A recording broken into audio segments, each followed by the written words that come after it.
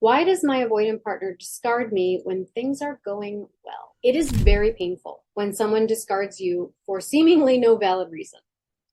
And it can leave you feeling frustrated, helpless, hopeless, and maybe even a little bit cynical. And it might sap your motivation because maybe you're convinced now that you're going to fail before you've even begun.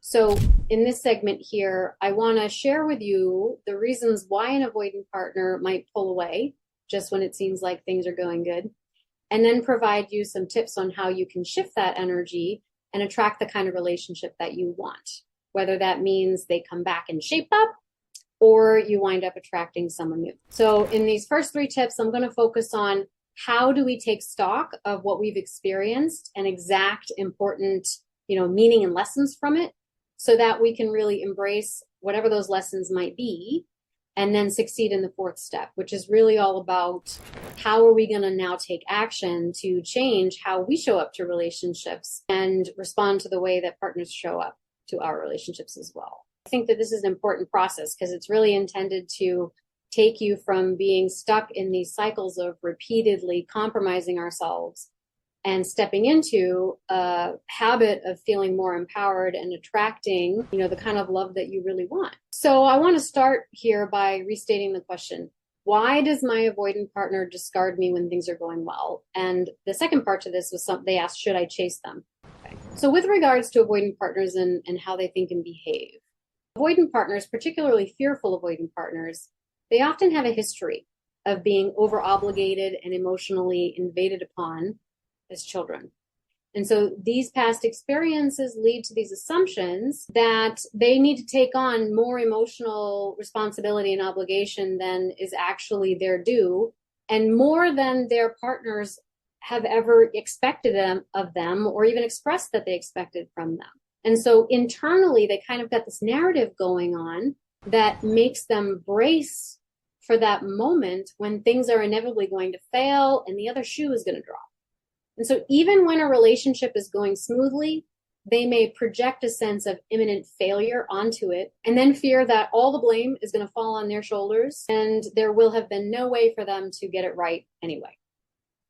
And so there's an intense anxiety that gets generated around this internal narrative, and it can drive them to sabotage the relationship or walk away preemptively because they want to escape this kind of painful anticipation, right? This anticipation that things are going to go wrong. And so the irony is that when a relationship finally starts to feel safe and stable, it actually can trigger a trauma reenactment for them. So their past has basically conditioned them to expect the worst just when things are at their best, making it feel as though the rug is going to be pulled out from underneath them. So this is really what happens when avoidant partners are using projection as a defense. It's kind of like a game of hot potato. Like the hot potato represents our flaws, our fears, our insecurities, and it's just too difficult and painful to hold. So we toss it to our partner and tell them, oh, you were the one that had it all along.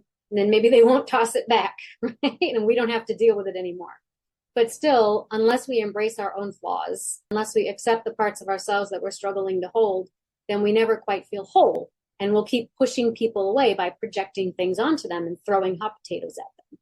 If you want to learn more about that, I do have a YouTube video that's called Psychological Projection and Avoidant Attachment Style Explained, Why They Push You Away. So what can you do when this happens? Well, so the inquirer asked if you should chase them or pursue them. I don't think that's a good idea because ultimately this reaction is really not about you. And to chase them would be to accept the projection that they are giving you, which would then become an introject, a projected introject, meaning you take it in, right? And then as you take in whatever they are projecting onto you, now we have the reenactment going. The internal drama becomes alive, becomes real, starts to become evidence for our confirmation bias. The thing that we already believe becomes true, self-fulfilling prophecies. Now, really the reality is that we can show up at their door with all the good intentions that we have, but they still need to be the one to open it and let us in. And so this means that it's an internal mechanism that they have to be actively working on. And without their effort, this is a pattern that is going to continue. It is going to filter all incoming information and cause them to relive that same drama over and over and over again just enlisting new and different partners in the same script.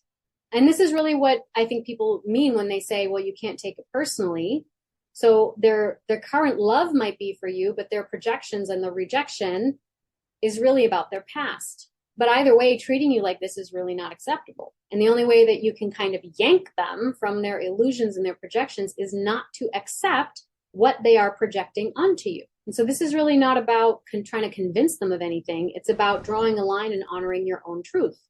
And so at this point, it is time to stop exhausting yourself, wondering and strategizing, how can I get them to respond so that they get closer to me again, right? No more of that. Now it is time to draw lines around yourself and to assume responsibility for setting the tone of the life that you want to live, stepping into the role of protagonist of your own story. Now, I know that that can be really difficult, especially if we're hanging on to them, but I want you to realize that, or to, let's say, try to adopt the idea that they are just a symbol for parts of you that you have given away, or that you perceive in other people or projected into them, but they actually belong to you. And you're hanging on to them because you think that if they're not in your life anymore, you've lost these parts of you. But once you reclaim those parts, the chemistry, the antagonism, the yearning is going to go away. It is going to go away. Maybe you like that idea, maybe you don't, because, well, I don't want them to go away because your inner child is still attached to them, right? But we need to do this process. And I'm going to walk you through 4 tips on how to do this process of reclaiming these parts of yourself. Because once you do, then you will create so much access to a transcendent type of love, which will radically change your love life and make you absolutely magnetic to secure and loving partners. So here are 4 tips that I would offer, and this is pulled straight from my course, Healing Attachment Wounds. For those of you that have purchased it, for those of you that haven't, we'll put a link to that attached to the replay if you're interested. There's a free training available on my website. So the first thing we want to do is you want to take an inventory of what you did like about this person and or the relationship. And this should really include basically 3 categories. So the first is you want to look at what were the positive ways that they treated you and what were the feelings that it inspired.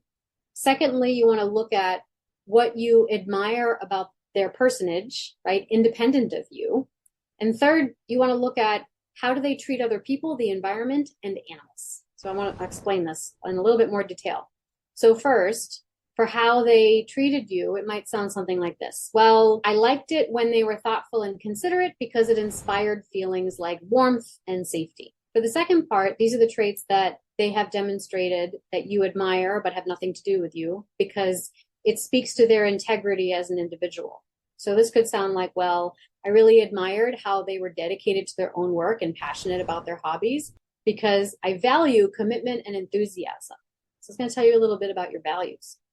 And then the third part, you want to jot down the things that you observed of them and how they respond to other people, including strangers, especially.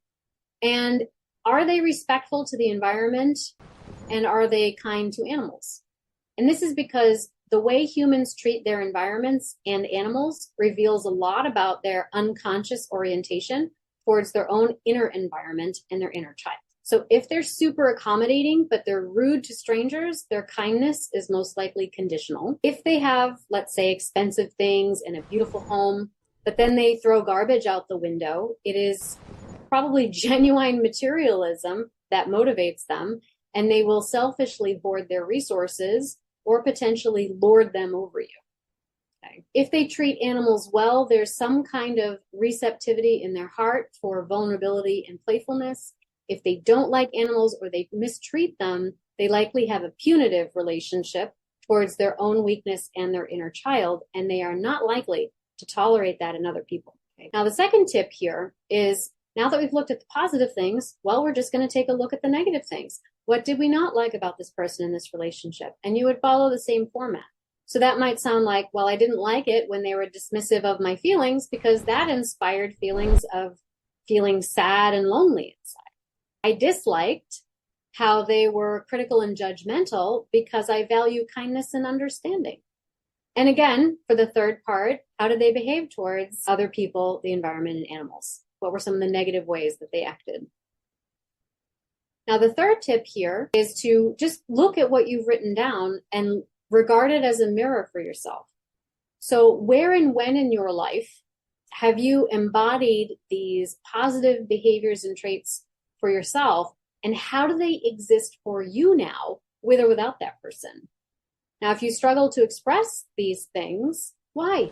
Why do you struggle to express them? What stories are you telling yourself that block you from assuming these admirable traits for yourself? Now, usually there are limiting beliefs that come up. Things like, well, I have to work hard to have a functional relationship. If I stop trying or initiating, nothing would happen or get done.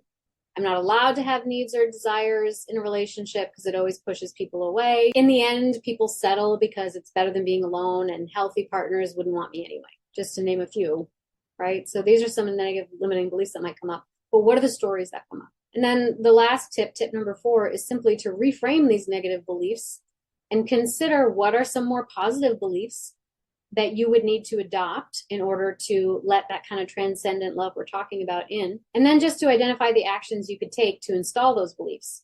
So for example, instead of, I have to work hard to have a functional relationship, you might try, well, a balanced partnership is available and love is available to me in many different forms. And I can find love where efforts are mutual and reciprocal. Instead of, I'm not allowed to have needs or desires in a relationship, you might try, well, my needs and desires are valid no matter what, and there is someone out there who would be more than willing and wanting to meet them. Instead of, in the end, most people settle, you might say, well, I can attract and maintain a loving and healthy, secure relationship because at least 50% of that outcome is dependent on me willing to show up with all my good intentions, right? With 100% of my good intentions. And that's actually quite a lot of control. Now, in order to assess what are the actions that I would need to take, you usually want to look at, what do you want less of? What do you want more of? What do you need to stop doing? What do you need to start doing? And then what would you need to maintain? And we can pull this from all the things that we just outlined. So it might sound like, well, I want less dismissiveness in my relationships and more empathy and understanding because that would help me honor my values of kindness and connection. And so to attract this into my life, I would need to stop tolerating disrespect and start expressing my needs clearly. And I would need to maintain open and honest communication to achieve my goal. So once you get really clear on what it is that you want, independent of your partner's needs, feelings, or desires, you start to recenter your energy inside your own mind and body. And that starts to create a really magnetic point of attraction, which will either create more room for them now to move towards you, or it will inspire them, as I said before, to just completely fade away. Either case is the fulfillment of your desire, because in that case, rejection is protection, and now you've made a vacuum that is going to pull in someone that's a much better match for you. So again, if you want to dive deeper into processes like this is an exercise pulled from my course, Healing Attachment Wounds, and you can explore that more in depth if you don't have that course. That's where I pull that from. We'll add a link to that into the replay. So in summary, when we have our avoidant partners pulling away because of their own unresolved fears and projections, chasing them down is probably not a good idea because that is going to reinforce their fears. It's going to suck you into a projected pain cycle, and you're just going to wind up slipping into trauma reenactments in a cyclical kind of downward spiral, which I call the anxious avoidant trap. So instead, you want to shift the way the energy is going. You want to focus on your own growth, set clear boundaries, and go through these 4 tips that I offered to really outline what it is that you need to stop doing and start doing in order to achieve your goals and maintain them. Now, you might be feeling kind of heartbroken and worried that you're never going to find the love that you want, but I want to reassure you that these kinds of fulfilling and loving relationships really are possible, and they are available to you once we start looking at what is the relationship between me and me, and how are my relationships outside of me showing me where I'm pinching myself off from love. So there's no way you can get it wrong, because every relationship that comes into your life, even the uncomfortable ones, are showing you where you're pinching yourself off from love, which means that you're right where you need to be. Oh, now I get to look at it, which means now I can clear it out of the way. And so we're always inching closer and closer to that sense of fulfillment, right? That soul-centered security. So I hope that helps. And before we close here, I'd love it if you'd type just a comment in the chat if this is making sense to you and how you're relating to this. Also, remember to subscribe and ring the bell for notifications. I put out videos once a week and I wouldn't want you to miss out.